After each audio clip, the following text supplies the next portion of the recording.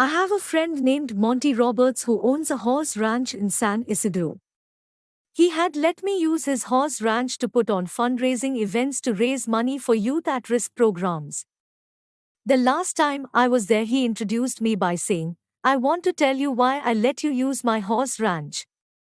It all goes back to a story about a young man who was the son of an itinerant horse trainer who would go from stable to stable, racetrack to racetrack, farm to farm, and ranch to ranch, training horses. As a result, the boy's high school career was continually interrupted.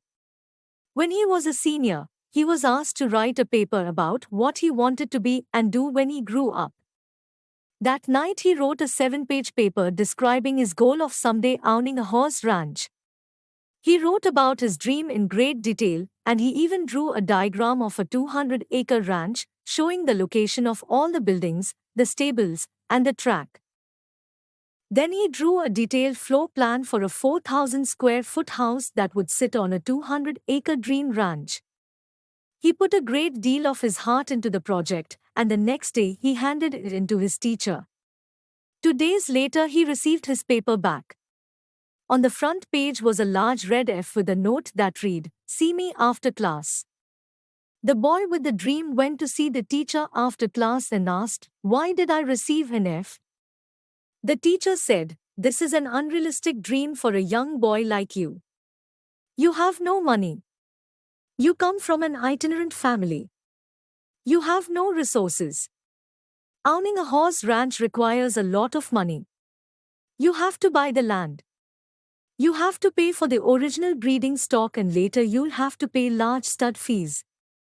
There's no way you could ever do it."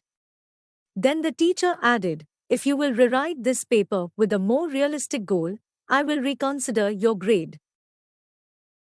The boy went home and thought about it long and hard. He asked his father what he should do. His father said, "Look, son, you have to make up your own mind on this.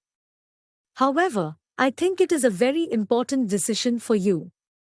Finally, after sitting with it for a week, the boy turned in the same paper, making no changes at all.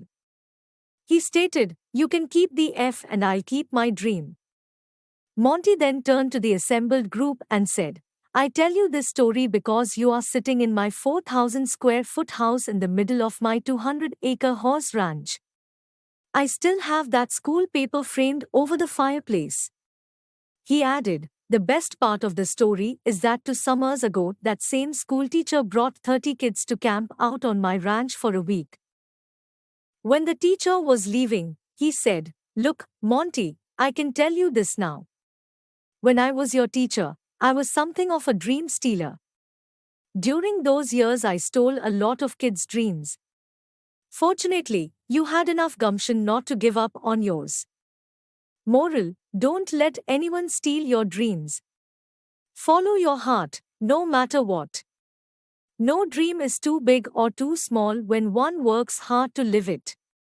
One should always try making dreams come true no matter what."